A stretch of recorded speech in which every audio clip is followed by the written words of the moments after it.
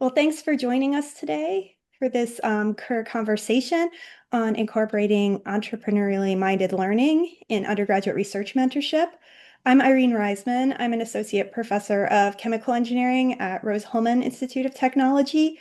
I'm also a division representative in CUR in the engineering division. Joining me here today, we have Liping Liu at Lawrence Technological University. She's the Associate Dean of Graduate Studies and Research. And we also have Cassandra Jamison from Rowan University. She's an Associate Professor in Experiential Engineering Education there. So just to briefly introduce what we'll be talking about today, we're going to do a little bit of an introduction to the entrepreneurial mindset, what that means, and how it relates to undergraduate research. I'll also introduce the Kern Entrepreneurial Engineering Network, which has funded much of this work, and their Engineering Unleashed platform, which is a place where you can find a lot of resources developed by faculty for faculty. We'll talk a little bit about then the specific Keen projects that we've been part of to support undergraduate research mentors and how you can access some freely available resources for undergraduate research mentors, program directors, and students as well. All right, so to get us started, I've got a short question for you. I've got the QR code here. You may have to move things a little bit around in Zoom to scan it, but I'm curious what our makeup of the group is today. Are we mostly individual faculty mentors, research program directors, or faculty and staff in an Office of Undergraduate Research? Or maybe even grad students. So if you can scan the QR code and put in your answer, it should update live here.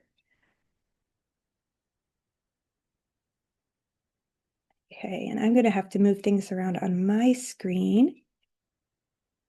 There we go. Now I can see the answers.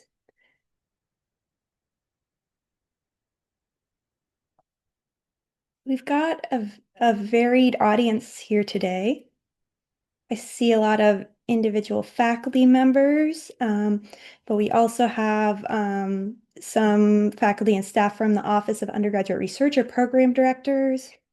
So we'll try to share the resources that can be useful to all of these groups because I think our project, as parts of our project, we've created things that can support you in research programs like REUs, but also can support individual faculty in training their students or helping get students in their courses interested in research.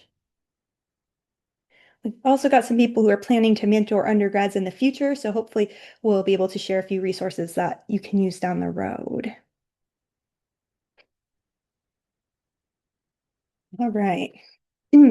So to get started, I'd just like to talk a little bit about what we mean by entrepreneurial mindset.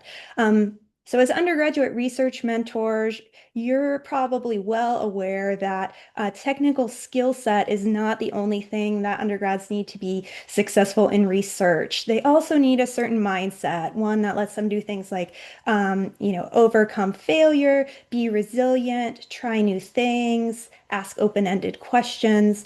And the most successful undergrads in your lab are probably the ones who combined a technical skill set with this kind of resilient or curious mindset. And in the language of the Kern Entrepreneurial Engineering Network, we talk about an entrepreneurial mindset.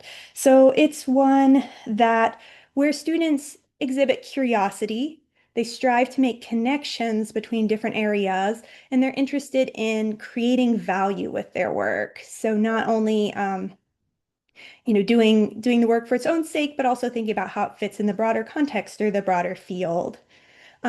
You may have heard before of a growth mindset. An entrepreneurial mindset has some similarities with a growth mindset in that it emphasizes resilience and overcoming failure and continuous learning. But it is kind of unique in the fact that it also emphasizes looking for new opportunities, being curious, and then trying to bring those through and have some impact with them. So that's what I'm talking about when I mention entrepreneurial mindset, and we'll show some resources from the Kern Entrepreneurial Engineering Network that you can look at if you're curious to learn more about how they've defined that. So in undergraduate research, we often think a lot about skill development. So things like, can we teach students to write an abstract? Can we teach students to use a pipette? But mindset is also something we can practice and have students practice and build over time. And one thing that we've tried to focus on in our projects is the idea that you can build a skill set and a mindset together. So especially in areas like technical communication or data visualization, you can build skills that students need to do those things successfully, to write an abstract or to visualize their data. But you can also build a mindset around thinking about who their audience is, how they want to share information, and then what next steps should they take given the information that they have. In entrepreneurial mindset, we often talk about the three C's, curiosity, connections, and creating value. In the context of undergraduate research, we can see curiosity is just naturally built into research. Why do you get involved in research at all if you're not curious, if you don't want to know new things or create new knowledge? The connections and creating value part, though, also really relate well to undergraduate research. Connections is involves looking at connections between different disciplines or between courses and research or between your work and possible unexpected or unintended outcomes. So those are all important parts of undergraduate research. And then finally, value creation deals with being willing to be resilient, to keep going with a project, even when you experience some challenges, so that in the end you can create new knowledge or create value. I think these are all skills that we do want to develop in our undergraduate researchers. Another thing that comes up in the framework of entrepreneurial mindset is connecting opportunity to impact. So the framework was originally developed for engineering students, so it does have a heavy design emphasis. So you'll notice on here, I've got the cycle of opportunity, design, and impact, but more and more, the Kern Family Foundation has been interested in having students apply this in their research projects as well. So think of identifying an opportunity as identifying an open research question, a gap in the knowledge or an unmet need. You design a research project to address that, and then you look at the impact that could have on the research community, on our knowledge, or on society. So although this framework was developed with engineering students in mind and kind of getting them to connect their engineering skill set, mathematics, thermodynamics, all of those courses to real world problems, it can apply in a wide variety of research fields. So anywhere we're kind of interested in that cycle of connecting unmet needs or opportunities to eventual impact. So I've mentioned several times the Kern Entrepreneurial Engineering Network, and I just want to share a little more information about that network. So in the network, there are 70 partner colleges and universities now across the United States. All of them have an engineering program of some type, but the knowledge and the materials that are created through Keen are certainly not limited to engineering schools. So they encourage sharing the materials broadly so all educators can make use of them, and especially educators who are involved in the engineering education ecosystem in some way. So the mission of Keen is to instill undergraduates with an entrepreneurial mindset so they can create personal, economic, and societal value through a lifetime of meaningful work. Um, Keen partner schools do receive some extra funding for developing new materials and deploying them with their students. But as I said, use of the materials is certainly not limited to Keen schools. And the platform to view all the materials that are available is called Engineering Unleashed.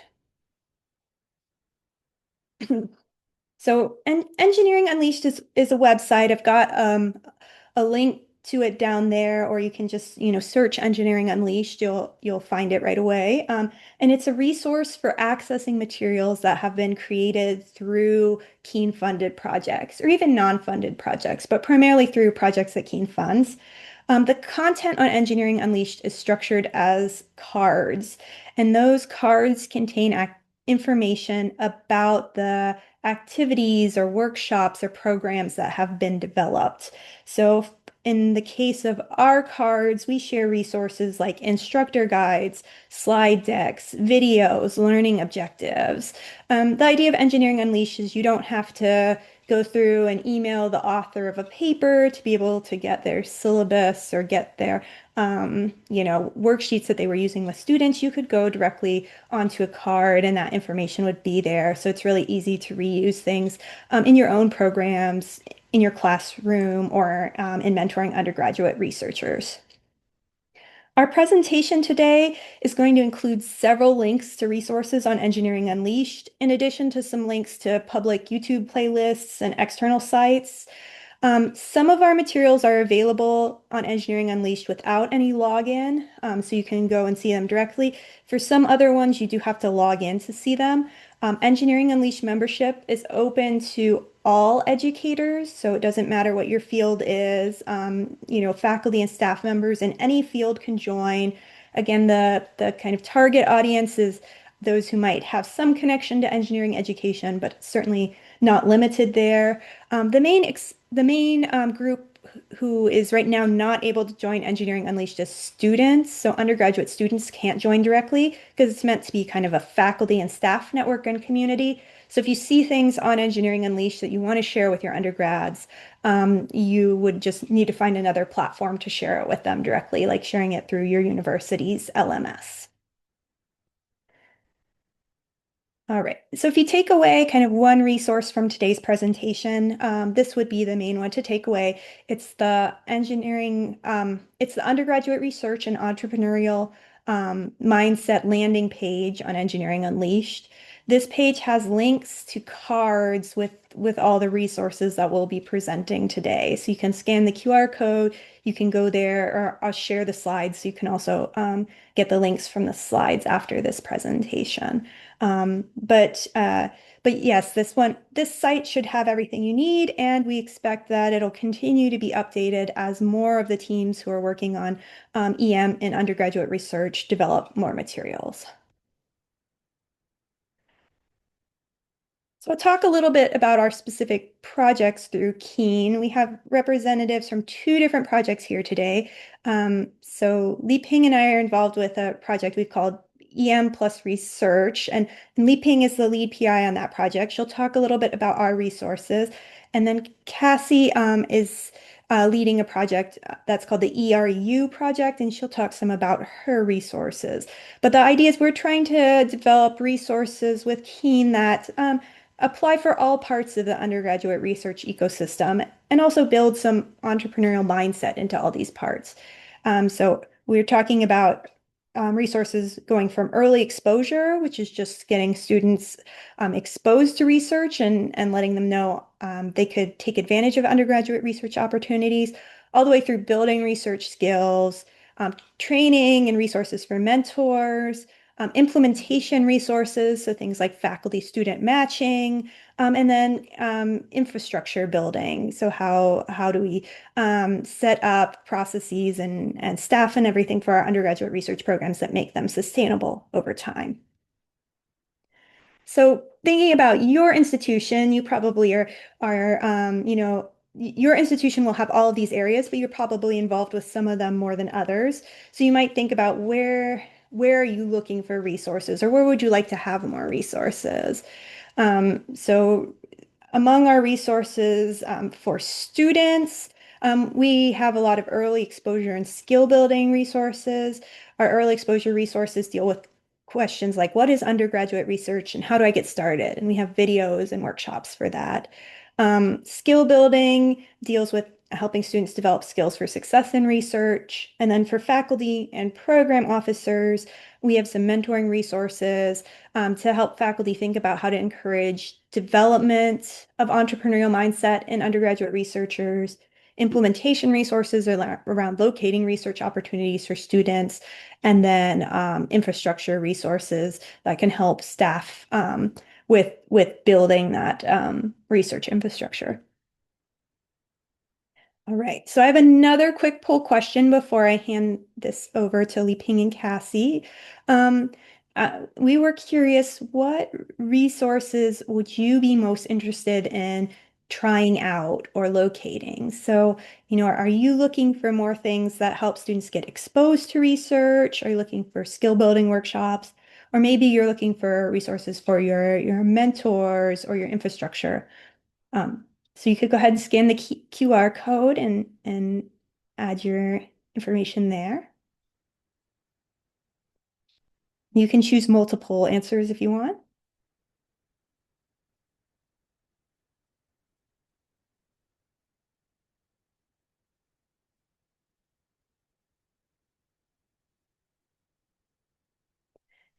Interesting to see this come in real time. Again, it's like a it's a nice even split here. It looks like we kind of want resources in all the areas. So exposing students to research, training mentors. There's a lot of interest in the implementation resources too. So yeah, it's great to see there's some interest across the board, and hopefully in our mixture of resources, you'll see some things that interest you today.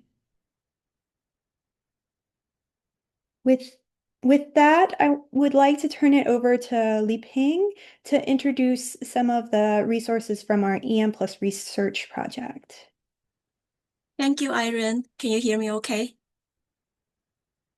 So I'm going to briefly introduce the 3 categories of resources that we developed as a team of 5 universities on early exposure, skill building, and mentoring. If you can go to next slide. The first piece of our work, when we started the project, we sent a survey to faculty members across the 5 institutions. And one of the questions we asked them is, what are the major challenges that you are facing working with undergraduates? What makes you reluctant to recruit undergraduate versus, compared to graduate students? And the top number 1 concern that we received based on the data is the short duration of engagement. And because of the undergraduate research is more spontaneous, less structured, many of the students, they hear about opportunity of research like by chance or words of mouth. So many of them are not even aware that there are opportunities for them to join different faculty labs to work on it until very late in their program, most likely in junior, senior year. And then they have a few months left to graduate and they don't have enough time to engage meaningfully.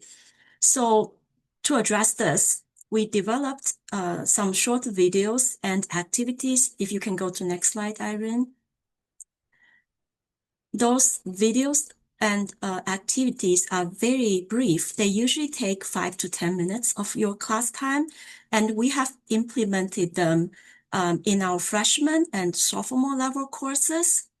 And then they're majorly trying to answer some brief questions for students, like what is research and why people are spending time and effort doing research? What's the meaning for you and for the society? And if this sounds interesting to you, how are you going to get started and get involved? And who should you talk to and start with?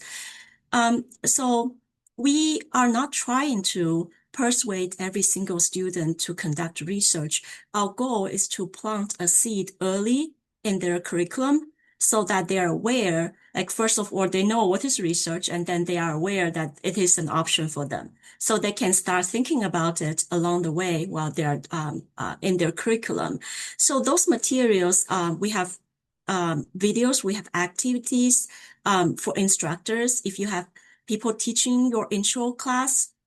So for example, at Lawrence Tech, we have a freshman course, Fundamentals of Design, Engineering Design Project, which is basically Introduction to Engineering, and that all freshman students will take that course. So if they get exposed, we reach 100% of our student body. So they have an idea what is research, and then they can start talking with faculty member if interested. And you can also implement them in other venue. For example, if you have student orientation, you can select one piece of this and then show it to them. Or if you have student organization activity, you can try to embed some of that. We are trying to make the modules and activities short enough that doesn't take too much of your class time or your program time that you're already building. It just can be inserted in a very seamless way. And since implementing those across our 5 institutions, we do notice a very significant increase of student increase. So students would go to faculty, they would ask, oh, what are you working on? Is there anything that I can contribute to your lab? So faculty have been telling us that this works. So that's the one part of the effort that we are trying to make. And then the second one, if you go to the next slide, is the student training. This is the number 2 concern from the faculty survey is the time burden of individual training. So undergraduate students, many of them are not well prepared. And then the coursework and research are very, very different. Coursework, you have very defined deadline, you have quiz, you have homework, and every week you know whether you're doing well or not. And then in research, it's less structured, and it's people prone to procrastinate more, and then they sometimes get lost. So faculty, always including each one of us, find ourselves repeat information a lot for every single student coming to our door. We have to show them what is literature review? Like after reading those among a humongous amount of information, how do you define a research question based on all that vast amount of information? And how to document your work, how to save your data, how to visualize your data, how to present your work, and how to communicate the meaning of your work to other people. So those are the things that we think we can help at providing some training to students. So to address that, we developed a series of training workshops for students that we have been implemented them among our team. They have been implemented in different formats. Some of us do like 2-day intensive workshop, like within 2 days, they get all the topics covered. And then some of us do it like 1 or 2 workshops every semester to capture all the newcomers. And then some of us do it during summer before their summer research program starts, or throughout the summer research program. So this could be, the modules can be adapted and changed to the way that fits best for your structure. You can do it at the department level or college level, depending on your size and number of students are joining every semester. The benefit that we are seeing here are twofold. The first one is the students, they arrive better prepared. When they get to faculty member, they already have a good sense of what does research look like and what is the mindset, what is the expectations. And then, and also the second benefit is that students build a peer community. So many of our students work in their lab. They don't get a chance to talk to other student researchers, but this series of workshops, they see each other at Lawrence Tech. They see each other at least once a semester, twice a semester. They talk to each other, and they sometimes learn, oh, there's another piece of research facility that I'm not aware of that I might be able to use. And then also seek for support. If they are running into challenges, they know they're not alone. Research is not as easy as coursework. They know all the other people are going through the same challenges, makes them feel better, and then they know who to ask for help. So, and another unexpected but very powerful outcome that we observed is the peer mentoring. We have, during the workshops, that we found out that we have students who are more mature in the process, and they are like totally newcomers. And then we found that the students actually are teaching to the new students themselves. And then they build that conversation that when we are in the room, we watch that, we feel it's very, very meaningful, and it's very, very helpful to students. So you can try to use those materials in your student activities that's already existing on your campus.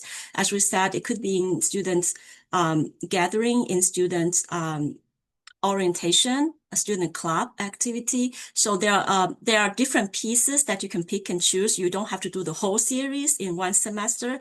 If you find a certain video or certain activity that could be the most helpful, that would be the right choice to choose one of them. And then the last piece, if we can go, I think next slide is photo to show our students training workshop, and there's some topics that we are covering, which includes framing research questions, developing a research pitch, and how to what data to collect for your experiment, and how to visualize your data, and then and also building resilience in research, which is to let them know there are challenges, but as that's a very core part of being a researcher, so they know where to ask help, and then who to talk to, and then that's the part that they student feedback shows very helpful. And then if you can go to the next slide, that would be the last piece. Yeah, the last piece is faculty development. Faculty involvement is a very, very critical component of our work here. We view it very important and critical because faculty is central to the success of the student experience. So the student research experience largely depends on who they are working with.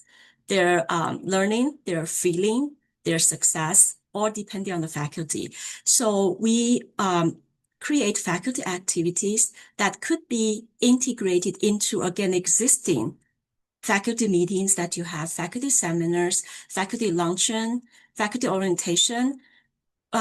We do that once or twice each semester. We provide food. We get faculty all together to talk about undergraduate research mentoring. And we do that with the goal of three major purposes. The first one is to inform faculty member. We want to share with them what we've been working on. Like we've been doing the early exposure in freshman courses. And so that faculty know, okay, that's the reason that in the past week, there are 5 students coming to me just because we implemented one module last week. And then the second piece is that we want to share them that we are doing the training at the department or college level. So if they have any new coming students who are starting or who are about to start, just send them over to us. We can, train them before they get to the faculty member. So that's the first purpose, is to inform them. And the second purpose is to allow them some space and time. Faculty are super busy, by bringing them into the same room to provide a space for dialogue and for exchange of materials. They would be able to share their best practices and discuss the real challenges that they are facing. So we invite, as you can see on the picture, we invite faculty panelists, like who are having recently had a successful undergraduate, who either become their graduate assistant or go to another graduate school or publish the paper, or they find that the students can be a good role model for other students. They come to share with other faculty member. And then the third piece of this is, again, community building. Faculty appreciate knowing that they're not working alone. And they like the fact that we have early exposure college and department support existing. And they know that they have a population, other peers, they care about the same thing, and they can rely on to get help and to ask questions. So that summarizes the 3 pieces that we are sharing with you today.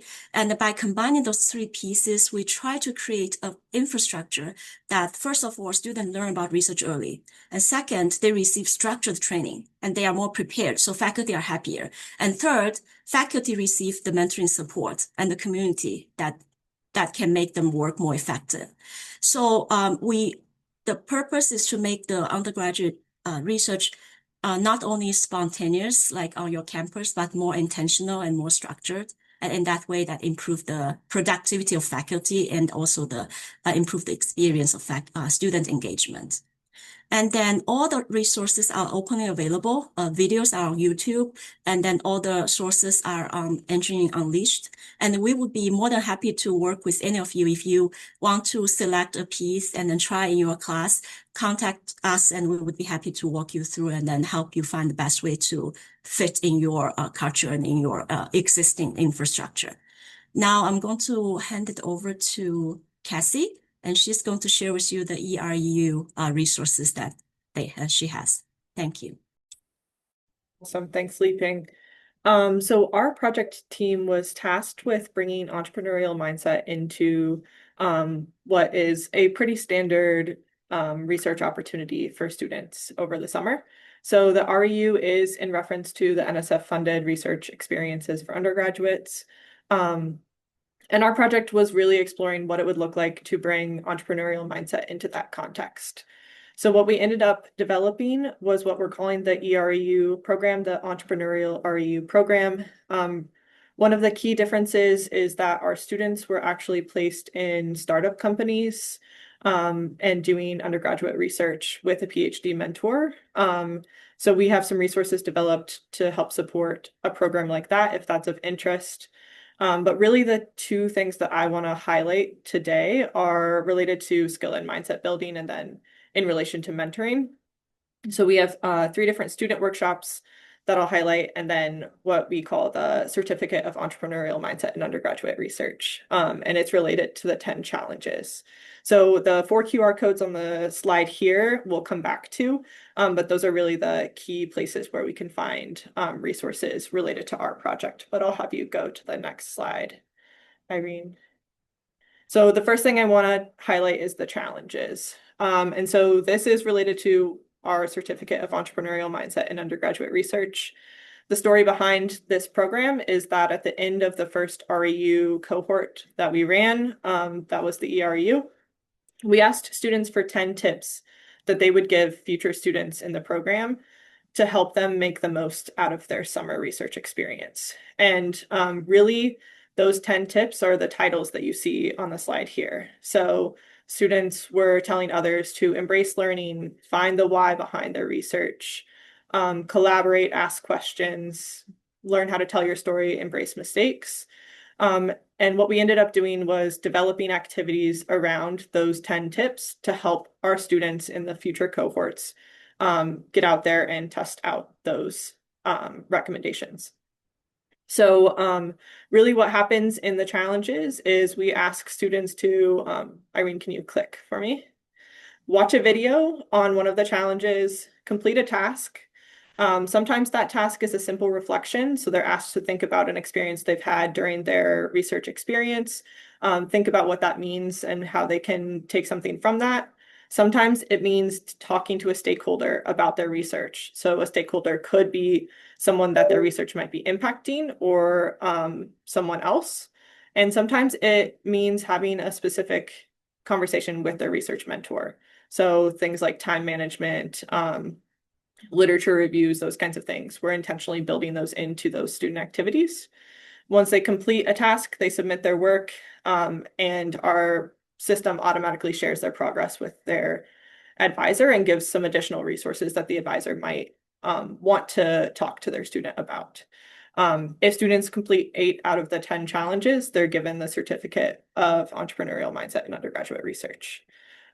What we found is really cool about this is it's kind of plug and play. So it works in an REU context, but we've also had folks who are mentoring students through like a course-based research experience or a longer research experience who are leveraging the challenges to help support their students through the research process. So we're pretty excited about that. Irene, if you could go to the next slide. So I wanted to just give like a quick example of what one of those challenges might look like. So I picked the Embracing Mistakes challenge. That QR code will take you straight to the challenges website where students can enroll. But if you click, Irene, this is essentially what they would see in a worksheet. So students are prompted to think about how making mistakes are a normal and potentially even valuable part of a research project, and really wants to contextualize for them that the important part about mistakes is learning from them and moving forward. So we ask students to reflect on a couple of mistakes that they've made, write them down, get them out, and then think about what they learned from those mistakes and how they can move forward. From there, they submit that reflection, and we take a look at those and share them out with their advisors. So I just want to take a second to have you think a little food for thought. How do you think this could shape how your undergraduate students approach failure in lab? You can feel free to drop it in the chat if you'd like, but just want to have you start to think about how building in these small activities for students can help them accelerate their research progress.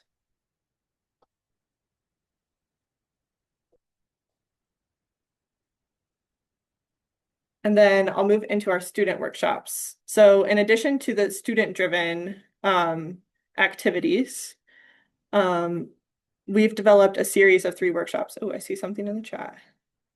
Yeah, so we've definitely seen students thinking about how to address things before they happen, for sure. Thank you, Anne.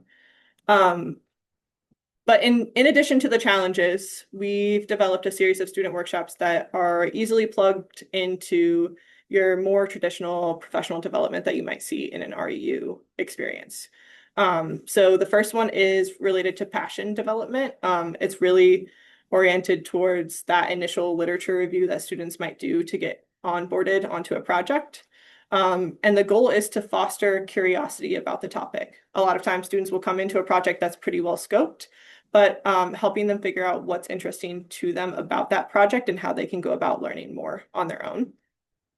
The next workshop is leveraging concept maps to help students understand the bigger picture of their research. So this workshop is really helpful as a tool to give students something tangible to bring back to their mentor and say, here's how I'm thinking about my research. Am I missing things? Are there things that I've connected that aren't actually connected, or do I have some misconceptions? And so that's really helped facilitate those conversations with their advisors. And then the final workshop relates to abstract writing. And it's really in relation to jargon busting and articulating the value of your work. So this workshop helps students take an abstract they've written about their research and break it down into digestible chunks that are broadly translatable to folks outside of their research area, which helps them communicate what they did over the summer. So with that, those are the key things that I wanted to highlight for our group. So we have the EREU program, we have some structures that we can share, like lessons learned about putting students into startup companies. We have a few different workshops focused on developing entrepreneurial mindset in students. And then I think the thing that we're most excited about, the challenges program and the certificate associated with it. So happy to talk about those later in the presentation too. And then I'll pass it back to Irene. Thanks, Cassie. We just wanted to mention a few future directions for our project, things to look out for, things where you're welcome to contact us if potentially there's some overlap or interest in collaboration.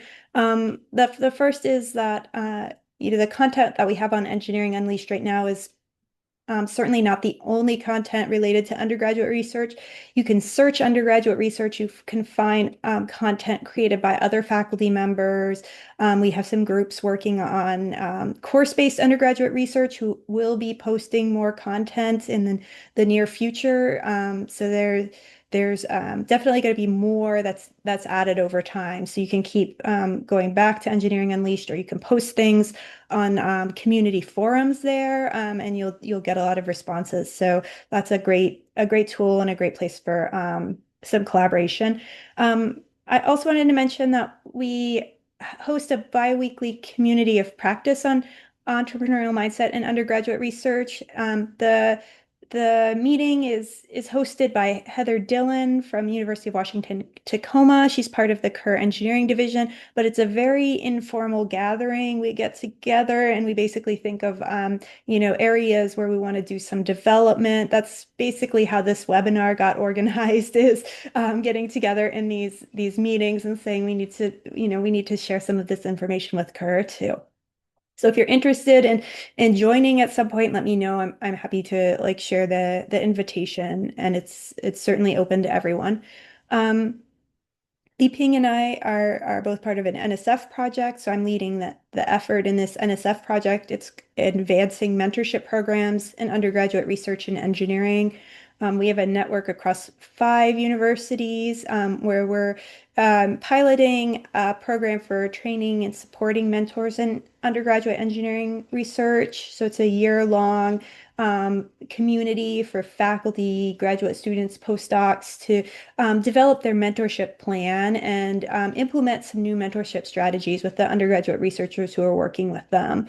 And so we'll be looking at evaluating some outcomes related to how their students respond and develop autonomy and self-confidence in research as their mentors implement these new mentorship plans and new strategies. So if you're interested in this work as well, please feel free to reach out.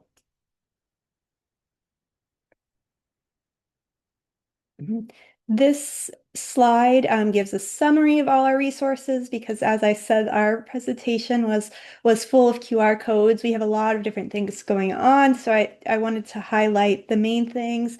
Some of the earlier pages have QR codes that take you directly to site or directly to pages like the ERU program. I tried to kind of do the big summary resources here. There's one QR code for the Engineering Unleashed undergraduate research landing page. From there, you can go to cards for all of our different projects. There are some QR codes for YouTube playlists. So those are videos that accompany the early exposure and skill building materials that Li Ping talked about, as well as the faculty workshops.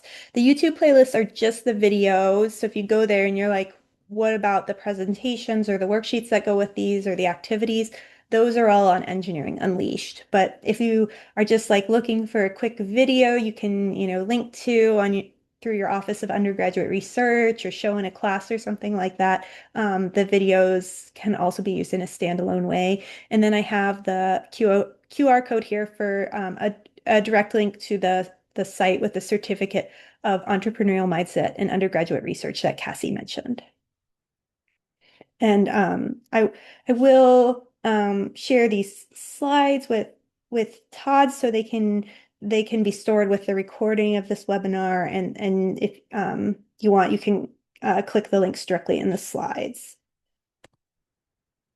And I wanted to acknowledge that this project is a team effort. So we have a significant project team here. So for the EM plus research work that Li Ping presented, we have team members from Lawrence Tech, Rose-Hulman, University of Illinois, Georgia Tech, and Baylor. And we've implemented these resources across all these universities, which are very different universities, all the way from, R1 to primarily undergraduate. So, the odds are if you're like, how do I implement this in my context, we can link you with someone who's done it at a university similar to yours. And for the ERU work, Cassie presented that's a collaboration with Rowan, WPI, and Wake Forest.